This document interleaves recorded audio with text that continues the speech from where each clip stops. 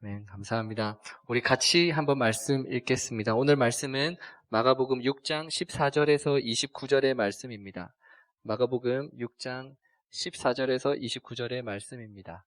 말씀이 조금 길지만 그래도 같이 읽어보면 좋을 것 같습니다. 마가복음 6장 14절에서 29절의 말씀인데 저와 여러분이 한 절씩 교독해서 읽겠습니다. 저부터 읽겠습니다. 이에 예수의 이름이 드러난지라 헤롯 왕이 듣고 이르되 이는 세례 요한이 죽은 자 가운데서 살아났도다. 그러므로 이런 능력이 그 속에서 일어나느니라 하고 어떤 이는 그가 엘리야라 하고 또 어떤 이는 그가 선지자니 옛 선지자 중에 하나와 같다 하되 헤롯은 듣고 이르되 내가 목벤 요한 그가 살아났다 하더라.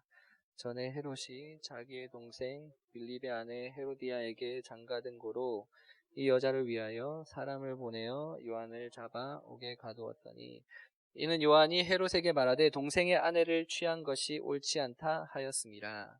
헤로디아가 요한을 원수로 여겨 죽이고자 하였으되 하지 못한 것은 헤롯이 요한을 의롭고 거룩한 사람으로 알고 두려워하여 보호하며 또 그의 말을 들을 때에 크게 번민을 하면서도 달갑게 들음이러라.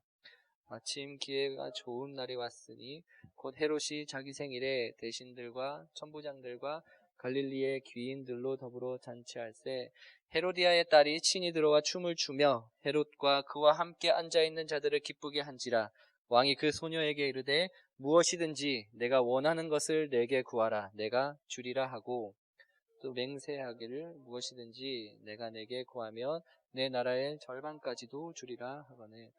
그가 나가서 그 어머니에게 말하되 내가 무엇을 구하리이까? 그 어머니가 이르되 세례 요한의 머리를 구하라 하니 그가 곧 왕에게 급히 들어가 구하여 이르되 세례 요한의 머리를 소반에 얹어 원하옵나이다 하니 왕이 심히 근심하나 자기가 맹세한 것과 그 앉은 자들로 인해서 그를 거절할 수 없는지라. 왕이 곧 시병 하나를 보내어 요한의 머리를 가져오라 하니 그 사람이 나가 옥에서 모연을 복되어 그 머리를 소반에 얹어다가 소녀에게 주니 소녀가 이것을 그 어머니에게 주니라. 요한의 제자들이 듣고 와서 시체를 가져다가 장사하니라. 아멘. 할렐루야. 오늘도 예배 오신 여러분 주님의 이름으로 환영합니다. 그리고 또 이렇게 초대를 해주셔서 너무나도 감사드립니다. 이렇게 말씀을 준비하면서 같이 이렇게 함께 은혜 나눌 수 있는 것이 저에게도 정말 참 복이 되는 것 같습니다. 초대해 주셔서 감사합니다. 말씀을 시작하기 전에 잠깐 제가 준비한 영상이 있는데 영상 하나 보고 말씀 시작하겠습니다.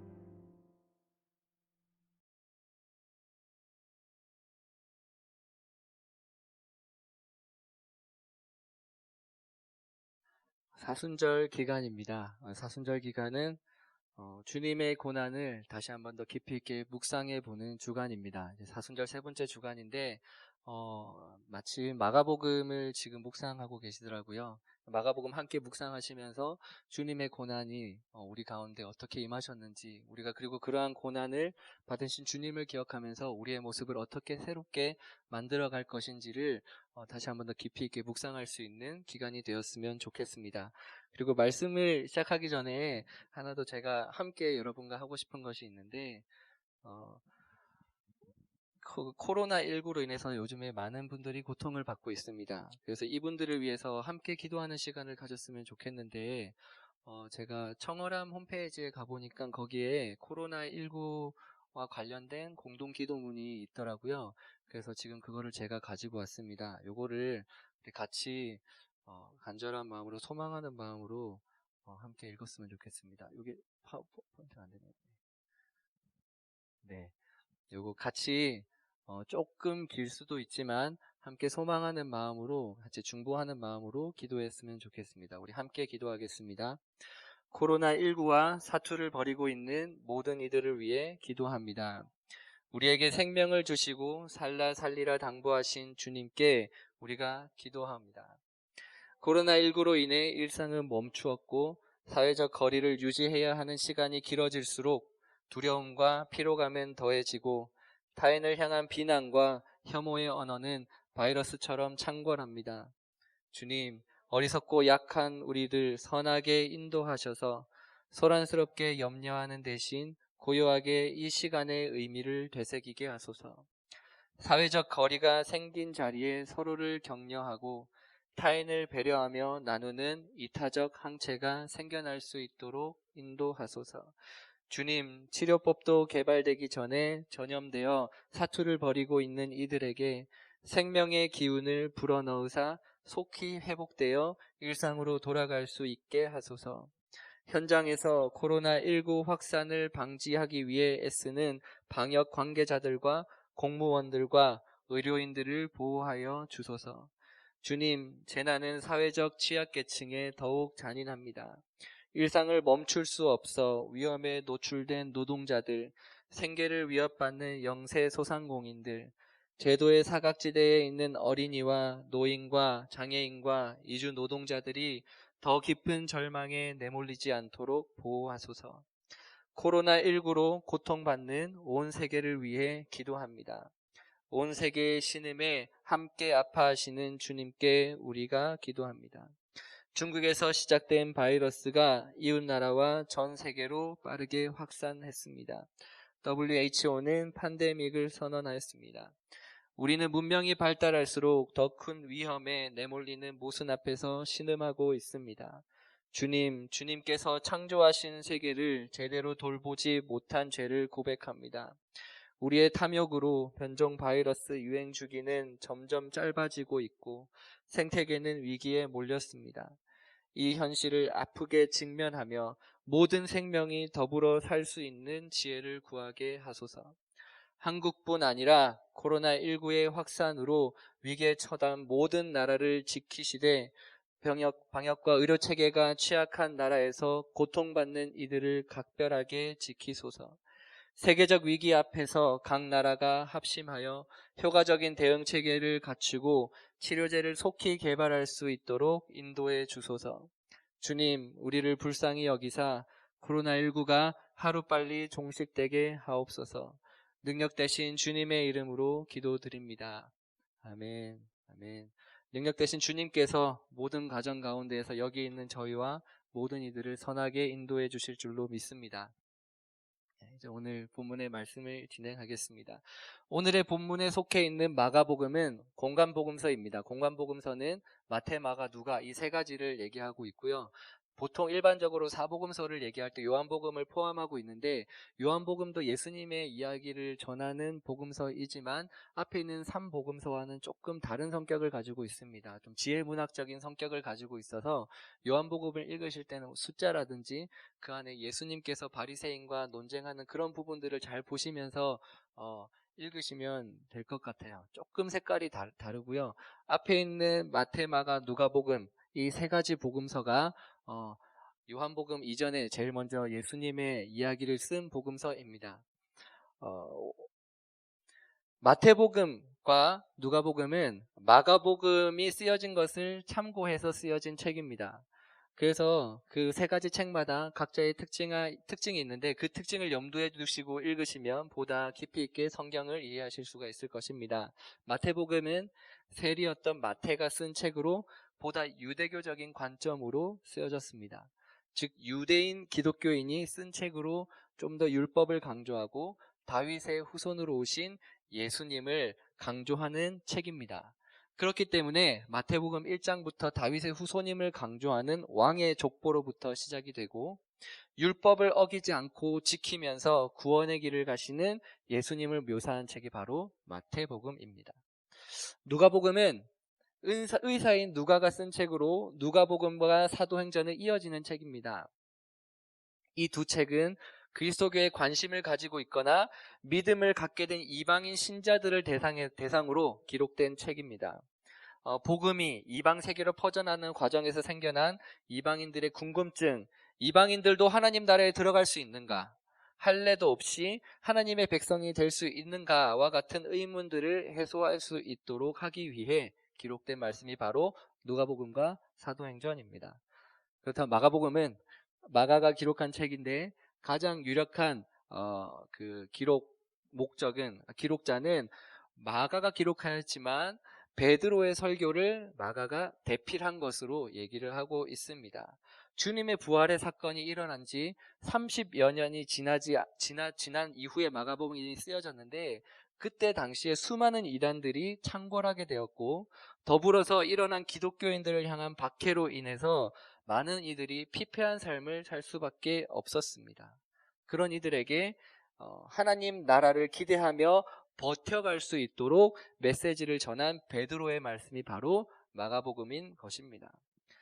제가 지난 3월 첫 주 말씀에도 잠시 언급드렸듯이 마가복음 16장 8절에 보면 괄로 1이 있습니다. 이거 한번 같이 찾아보면 좋을 것 같아요. 성경을 책을 찾아보시면 좋을 것 같은데 마가복음 16장 제일 마지막을 보시면 다 있어요. 이거 없는 성경책 없습니다. 마가복음 16장 8절에 보면 괄호 1이 있습니다. 관주가 있는데 여기 이 팔에 없으신 분은 9절에 가로가 있어요. 그 이에 각주 달린 걸 보면 9절부터 20절까지는 없음, 어떤 사본에는 없음이라고 쓰여져 있습니다. 이게 조금 중요한데요. 이 말은 처음 마가복음이 기록됐을 당시에 예수 그리스도의 복음의 끝이 이와 같이 16장 8절을 읽어보면 여자들이 몹시 놀마 떨며 나와 무덤에서 도망가고 무서워서 아무에게도 아무 말도 하지 못하더라 하면서 끝이 나는 거예요. 이와 같이 무섭고 떨리고 두렵고 하는 상황에서 마가복음이 끝이 나는데 사실 그때의 시대적 상황이 제가 아까 말씀드렸다시피 굉장히 어렵고 힘든 시기를 살아내고 있는 사람들이 살던 시대였습니다. 그렇기 때문에 이 복음서의 마지막 부분 예수 그리스도의 부활을 눈앞에서 목격했을 때에도 이렇게 두렵고 떨리고 힘들었던 상황을 묘사함으로써 그 시대를 살아가고 있는 사람들에게 이 복음서가 나의 이야기가 될 수 있도록 이와 같이 쓴 책이 바로 마가복음인 것입니다. 그렇기 때문에 자연스럽게 이 말씀을 보던 당시의 사람들이 이 구절로 인해서 자신의 상황들과 동일시할 수 있었고 그렇기 때문에 마가복음이 그 어려운 시대를 버텨내게 할 수 있었던 한 줄기 빛이 될 수 있었던 것입니다. 그렇게 마가복음은 예수 그리스도 복음의 시작을 기록한 책입니다. 우리 마가복음 1장 1절의 말씀을 같이 한번 읽어보겠습니다. 하나님의 아들 예수 그리스도의 복음의 시작이라. 아멘. 그리스도의 복음, 좋은 소식인 하나님 나라에 대해서 이야기한 책이 바로 마가복음이라는 것입니다. 1세기를 살아가고 있는 유대인들에게 있어서 그 당시에 선택할 수 있었던 하나님 나라라는 것은 대표적으로 세 가지가 있습니다. 첫 번째는 쿰난 공동체가 행했던 것으로 당시 자신을 악한 세상과 분리시키고 하나님이 행하시는 일을 하도록 기다리는 거예요. 그래서 쿰란 공동체가 그때 당시 세상과 거리를 두고 사막 한가운데 돌에서 이제 굴을 파가지고 거기에서 성경을 필사했던 공동체가 바로 쿰란 공동체입니다. 그렇게 자신의 삶을 거룩하게 만들다 보면 하나님의 나라가 임할 거야 라면서 하나님의 나라를 기대하던 공동체가 바로 쿰란 공동체였습니다. 그리고 두 번째로 요세푸스라는 유대 역사가가 주장한 대로 로마를 하나님께서 세우신 나라라고 생각하고 그들과 함께 살아가는 것이 곧 하나님의 나라에서 살아가는 것이다 라고 주장하는 사람들이 있었습니다. 그리고 마지막으로 열심당원의 선택으로서 다가올 거룩한 전쟁, 성전을 치르기 위해서 자신을 회개함으로 거룩하게 만들어야 된다라고 주장하는 사람들, 이렇게 크게 세 부류로 이때 당시의 사람들은 나누어지고 있었습니다. 그런데 당시를 살아가는 유대인들은 대부분 세 번째 대안을 생각하고 있었고, 그렇기 때문에 하나님 앞에 회개함으로 거룩해지기 위한 노력을 굉장히 중요하게 생각했습니다. 그리고 그러한 시대적 배경 가운데에서 세례 요한이 등장한 것입니다. 세례 요한은 주님의 길을 예비하는 사람으로 어려서부터 광야로 나가서 낙타털옷을 입고 허리에 가죽띠를 띠고 메뚜기와 석청을 먹으면서 주님의 길을 예비하던 마지막 선지자였습니다. 그리고 이 세례 요한이 선포한 것이 바로 회개의 세례였습니다. 마가복음 1장 4절에서 5절에 이와 같이 나옵니다. 세례 요한이 광야에 이르러 죄사함을 받게 하는 회개의 세례를 전파하니 온 유대 지방과 예루살렘 사람이 다 나아가 자기 죄를 자복하고 요단강에서 그에게 세례를 받더라. 아멘. 세례 요한이 말씀을 선포하던 곳은 바로 광야였습니다. 이 광야는 유대인들에게 있어서 굉장히 상징적인 곳이었습니다. 출애굽을 하고 가나안 땅으로 들어가기 전에 하나님의 백성으로서 율법을 받으면서 하나님의 선민으로서 훈련을 받던 곳이 바로 광야였습니다. 40년 동안 만나와 메추라기를 먹으면서 직접적인 하나님의 인도하심을 경험한 곳이 바로 광야였습니다. 다윗이 사울을 피해 다니며 하나님께서 자신을 지키시고 인도하신다는 사실을 직접적으로 경험할 수 있었던 곳이 바로 광야였습니다. 이세벨을 피해 죽기로 애원하던 엘리야가 하나님을 만났던 곳이 바로 광야였습니다. 유대인들에게 있어서 이 광야는 굉장히 척박한 곳이지만 동시에 하나님의 임재를 직접적으로 경험할 수 있는 장소였고, 세례 요한도 그런 광야에서 하나님의 인도하심을 받으며 주의 길을 예비했던 것입니다. 세례 요한은 그리고 이 말씀에 보면 물로 세례를 주던 사람이었습니다. 세례 요한이 세례를 준 장소는 요단강이었는데 이 장소 또한 굉장히 큰 의미가 있습니다. 그냥 요단강에서 세례를 준 게 아니에요. 왜냐하면 도시 안쪽에서도 그리고 다른 강에서도 충분히 세례를 줄 수 있었는데 세례 요한은 굳이 요단강으로 간 것입니다. 왜냐하면 요한은 요단강에서 대제사장의 아들로서 회개의 세례를 이스라엘 백성들에게 전하고 싶었기 때문입니다.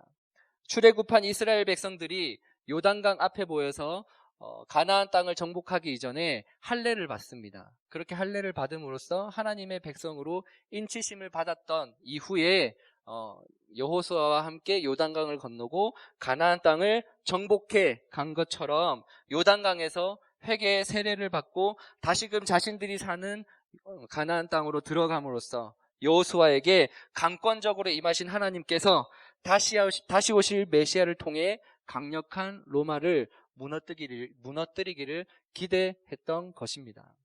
이와 같은 분위기 속에서 요한은 이스라엘 백성들에게 말씀을 전하였습니다. 마태복음 3장 7절에서 12절과 누가복음 3장 7절에서 9절의 말씀인데 세례 요한의 말씀만 발췌해서 제가 읽어드리겠습니다. 독사의 자식들아, 누가 너에게 닥쳐올 징벌을 피하라고 일러주더냐? 회개에 알맞은 열매를 맺어라.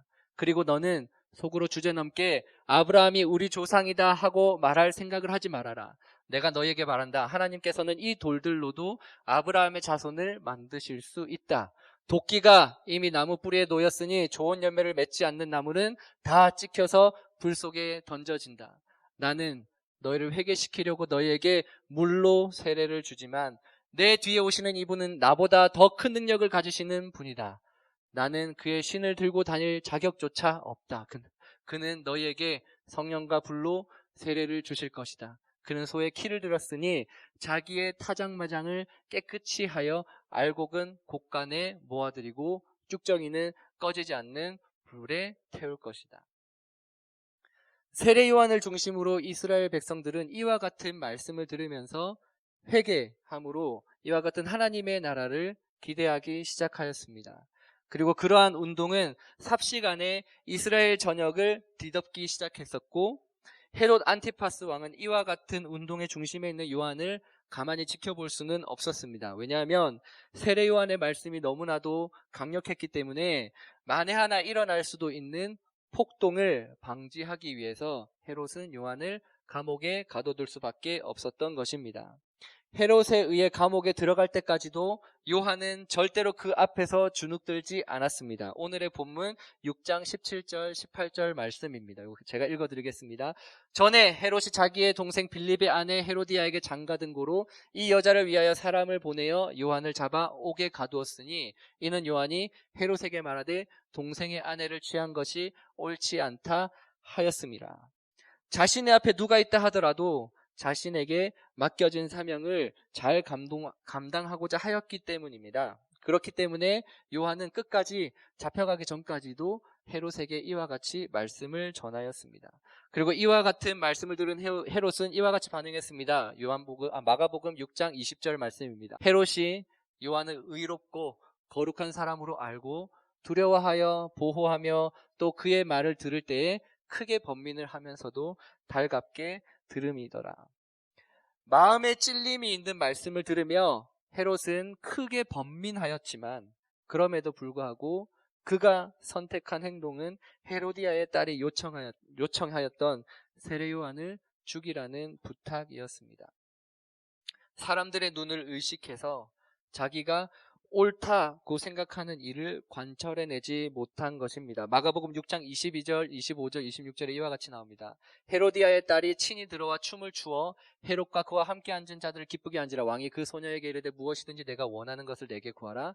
내가 주리라 하고 그가 곧 왕에게 급히 들어가 구하여 이르되 세례 요한의 머리를 소반에 얹어 곧 내게 주시기를 원하옵나이다 하니 왕이, 여기가 중요합니다. 왕이 심히 근심하나 자기가 맹세한 것과 그 앉은 자들로 인해서 그를 거절할 수 없느니라. 말씀을 듣고 마음에 찔림을 받는 사람은 많이 있을 수 있지만 주어진 삶 속에서 그와 같은 삶을 살기로 결단할 것인지 그렇지 않을지는 온전히 저와 여러분의 손에 달려 있습니다. 주님의 말씀에 온전하게 결단할 수 있는 저와 여러분이 되었으면 좋겠습니다. 그러한 결단이 자기의 체면이나 자존심을 완전히 구길 수 있다 하더라도 주어진 말씀 앞에 아멘으로 온전히 순종할 수 있는 저와 여러분이 되었으면 좋겠습니다. 헤롯은 자신에게 주어진 회개의 말씀에 응답하지 않았고 자신의 사회적 지위와 체면을 유지하기 위해 세례 요한을 과감하게 죽여버리고 말았습니다. 주님의 오심을 예비하였던 위대한 선지자였지만 그 마지막은 어쩌면 헤롯의 입장에서 보았을 때 잔치의 여운거리 중 하나밖에 되지 않았던 것입니다. 어떻게 보면 너무나도 허무해 보일 수 있는 죽음이지만 그의 길은 결코 헛된 길이 아니었습니다. 이스라엘 백성들에게 하나님의 나라를 이루어낼 메시아를 예비하였기 때문에 그와 같은 세례 요한의 말씀으로 인해서 주님이 전한 복음의 메시지가 이스라엘 백성들에게 더욱더 잘 전달될 수 있었기 때문입니다. 주님은 세례 요한의 회개의 말씀을 조금 변형해서 하나님의 나라를 선포하시기 시작하셨습니다. 마가복음 1장 15절입니다. 이건 같이 한번 읽어보겠습니다. 함께 읽겠습니다. 이르시되 때가 찼고 하나님의 나라가 가까이 왔으니 회개하고 복음을 믿어라 하시더라. 회개함으로 다가올 천국을 하나님의 나라를 준비하는 것이 아니라 이미 하나님의 나라가 너희 가운데에 가까이 왔으니 그 나라에 들어가기 위해 회개하고 복음을 믿으라 선포하신 것입니다. 하나님의 나라가 가까이 왔다는 말은 세례 요한이 선포한 하나님의 나라와 맞물려서 많은 이들에게 큰 기대감을 갖게 하였습니다. 가는 곳마다 치유의 기적을 일으키시는 능력의 주님을 보면서 독립의 때가 멀지 않았구나. 이스라엘 백성들은 그렇게 생각하였습니다. 하지만 주님은 그들이 생각하는 하나님 나라가 아니라 그 이상의 하나님의 나라를 준비하고 계셨습니다. 단순히 로마로부터의 독립이 아니라 자신을 올가매던 쓴뿌리로부터 그와 같은 포로 생활에서의 귀환이 일어날 것임을 강력하게 말씀하셨던 것입니다. 마가복음 4장 1절에서 20절에 보면 하나님 나라의 비유라고 이야기하시면서 씨 뿌리는 자의 비유가 나옵니다. 길가에 떨어진 씨, 흙이 얕은 돌밭에 떨어진 씨, 가시떨기에 떨어진 씨, 좋은 밭에 떨어진 씨 들이 비유로 하나님 나라에 대해서 말씀하고 있는데, 이 비유를 제대로 이해하기 위해서는 성경에서 이야기하는 씨를 뿌린다는 의미를 우리는 잘 알아야 합니다. 구약에서 씨를 뿌린다는 의미는 새로운 창조 사역을 가리키는 대표적인 은유법입니다.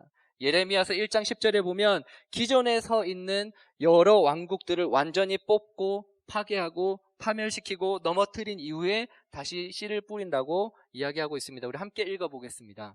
보라, 내가 오늘 너를 여러 나라와 여러 왕국 위에 세워 내가 그것들을 뽑고 파괴하며 파멸하고 넘어뜨리며 건설하고 심게 하였느니라 하시니라. 시편 126편에 보면 그 바벨론 포로기에서 돌아오는 이스라엘 백성들이 자신의 심정을 담아서 노래한 말씀들이 나옵니다. 그렇게 시온의 포로를 돌려보내시는 하나님을 이스라엘 백성들이 찬양하면서 고백하는 말씀이 나오는데, 거기에서 5절이랑 6절만 우리 같이 한번 읽어보겠습니다. 이것도 함께 읽겠습니다. 눈물을 흘리며 씨를 뿌리는 자는 기쁨으로 거두리로다. 울며 씨를 뿌리려 나가는 자는 반드시 기쁨으로 그 곡식단을 가지고 돌아오리로다. 아멘. 이사야서 6장에서도 돌아옴의 소명을 비유로 드러내고 있습니다. 이사야서 6장 11절, 12절, 13절 말씀입니다. 이거 다 같이 한번 읽어보겠습니다. 내가 이르되 주여 어느 때까지인가 하였더니 주께서 대답하시되 성읍들은 황폐하여 주민이 없으며 가옥들에는 사람이 없고 이 토지는 황폐하게 되며 여호와께서 사람들을 멀리 옮기셔서 이 땅 가운데 황폐한 곳에 많을 때까지이니라. 그 중에 10분의 1이 아직 남아있을지라도 이것도 황폐하게 될 것이나 밤나무와 상수리나무가 배임을 당하여도 그 구루터기는 남아있는 것 같이 거룩한 씨가 이 땅에 구루터기니라 하시니라. 아멘. 완전히 황폐되어져 있는 토지 위에 밤나무와 상수리나무가 배임을 당하여도 거룩한 씨가 곧 이 땅에 그루터기니라 라고 말씀하고 있는 것입니다. 이 세 말씀을 들어서 다시 한번 얘기하면, 성경에서 이야기하는 씨를 뿌린다는 것은, 그리고 그 뿌린 씨가 결실을 맺는다는 것은 단순히 마음밭을 잘 만들어야 한다는 뜻이 아니라 철저히 내 안에 있는 것들을 뽑고 파괴하며 넘어뜨림으로 그 속에서 너무나도 아프고 지쳐서 눈물을 흘린다 할지라도 그러한 고통 속에서 뿌려진 씨앗이 30배, 60배, 100배의 결실을 맺게 된다고 이야기하고 있는 것입니다. 그 본문이 바로 마가복음 4장 1절에서 20절의 본문입니다. 하나님의 나라는 그냥 세워지는 것이 아니라 철저한 회개함, 철저히 무너짐 속에서 새롭게 결실되는 것이라고 말씀하고 있는 것입니다. 즉, 내가 가지고 있는 상식들, 내가 옳다라고 생각하는 것들, 내가 만든 나만의 성전을 완전히 무너뜨리고 주님이 말씀하시는 씨앗을 다시 심어 결실을 맺으라 말씀하고 있는 것입니다. 하지만 중요한 것은 주님께서 다시 씨앗을 품고 결실을 맺으라는 방향성은 세례요한이 생각하던 것과 유대인들이 생각하던 것과는 완전히 다른 방향이었습니다. 마태복음 11장 2절에서 9절에 예수님께서 듣는 이들에게 이와 같이 얘기합니다. 요한이 옥에서 그리스도에게 하신 일을 듣고 제자들을 보내어 예수께 여짜오되 오실 그이가 당신이오니까 우리가 다른 이들을 기다리오리까. 예수께서 대답하여 이르시되 너희가 가서 듣고 보는 것을 요한에게 알리되 맹인이 보며 못 걷는 사람이 걸으며 나병 환자가 깨끗함을 받으며 못 듣는 자가 들으며 죽은 자가 살아나며 가난한 자에게 복음이 전파된다 하라. 누구든지 나로 말미암아 실족하지 아니하는 자는 복이 있도다 하시니라. 그들이 떠나며 예수께서 무리에게 요한에 대하여 말씀하시되 너희가 무엇을 보려고 광야에 나갔더냐? 바람에 흔들리는 갈대냐? 그러면 너희가 무엇을 보려고 나갔더냐? 부드러운 옷 입은 사람이냐? 부드러운 옷을 입은 사람들은 왕궁에 있느니라. 그러면 너희가 어찌하여 나갔더냐? 선지자를 보기 위함이더냐? 옳다. 내가 너희에게 이르노니 선지자보다 더 큰 자니라. 아멘. 너희가 기대한 왕궁의 옷을 입은 사람, 부드러운 옷을 입은 사람이 내가 아니고 너희로 인해서 그것으로 인해서 너희가 실족하지 말아라. 선지자보다 더 나은 사람이 여기 있고 바로 내가 추구하는 하나님의 나라는 맹인이 보며 못 걷는 사람이 들으며 나병 환자가 깨끗함을 받으며 못 듣는 자가 들으며 죽은 자가 살아나며 가난한 자에게 복음이 전파되는 나라다라고 말씀하고 있는 것입니다. 우리를 올가매고 있던 모든 죄로부터 그 죄의 결과들로부터 완전한 해방을 주님께서는 이야기하시고 있는 것입니다. 비록 세례 요한이 이야기했던 하나님의 나라와 주님이 말씀하셨던 하나님의 나라가 달랐다 할지라도 세례 요한의 간절한 회개의 외침이 있었기 때문에 주님의 선포를 통해서 그들의 생각보다 우리의 생각보다 더욱 큰 하나님의 나라를 바라볼 수 있게 된 것입니다. 여러분 혹시 토마스 선교사님이라고 아십니까? 이분인데 영국의 런던 선교회 소속의 목사님입니다. 1866년 제너럴 셔먼호를 타고 조선에 입국한 선교사님입니다. 27살의 나이에 조선이라는 땅을 마음에 품고 기도하면서 복음을 전달하기 위해 배를 타고 들어왔던 선교사가 바로 토마스 선교사입니다. 이때 제너럴 셔먼호에 타기 전에 토마스 선교사님이 고국에 이와 같은 편지, 메시지를 전했습니다. 나는 상당한 분량의 책들과 성경을 가지고 떠납니다. 조선 사람들로부터 받을 환영을 생각하니 얼굴이 달아오르고 희망에 부풉니다. 하나님의 말씀인 성경을 전하기 위해 미지의 나라로 떠나는 나의 노력이 언젠가는 반드시 인정받으리라 믿으며 나는 나아갑니다. 이렇게 보냈습니다. 하지만 원대한 꿈을 안고 먼 거리를 온 토마스 선교사님은 조선에 내리자마자 조선을 지키던 병사들에 의해서 바로 죽임을 당할 수밖에 없었습니다. 그때 당시의 병사였던 박충권 씨의 고백을 들어보면 당시의 상황을 짐작해 볼 수 있습니다. 내가 서양 사람을 여러 죽였는데 그 가운데 한 사람은 지금 생각해도 이상한 점이 있다. 내가 그를 죽이려고 하자 그는 두 손을 마주 잡고 무슨 말을 한 후 붉은 천이 덮인 책을 가지고 웃으면서 내게 받으라고 권했다. 내가 그를 죽이기는 했지만 이 책은 받지 않을 수가 없어서 받아왔다 라고 이야기하고 있습니다. 그렇게 박충권 씨는 토마스 선교사로부터 받은 성경을 집으로 들고 갔고 훗날 가져왔던 성경을 보면서 회심하게 되어서 평양 최초의 교회인 장대현 교회의 전신인 안주 널다리골 교회를 세우게 되었습니다. 한 사람의 척박한 마음속에 있던 잡초들을 뽑고 파괴하며 복음의 씨앗을 순교함을 통해서 뿌린 분이 바로 토마스 선교사인 것입니다. 세례 요한은 하나님의 길을 예비하기 위해서 최선을 다하던 마지막 선지자였습니다. 하지만 그러한 노력에 비해 어쩌면 허무하게 죽은 것처럼 보이지만 그가 남긴 복음의 씨앗과 회개의 말씀은 그가 예비한 주님을 통해서 온전하게 열매 맺을 수 있었습니다. 이와 같이 주어진 일에 최선을 다하며 각자에게 맡겨진 사명을 잘 감당할 수 있는 저와 여러분이 되시기를 간절히 바랍니다. 그와 같은 사명을 잘 감당하기 위해 우리 안에 올바른 복음의 씨앗이 제대로 뿌려지기 위해 우리 안에 남아있는 쓴뿌리들을 완전히 뽑고 파괴할 수 있는 사순절의 기간이 되었으면 좋겠습니다. 그렇게 함으로 우리 생각 이상의 것을 이루어 가시는 주님을 온전히 바라볼 수 있는 저와 여러분이 되었으면 좋겠습니다.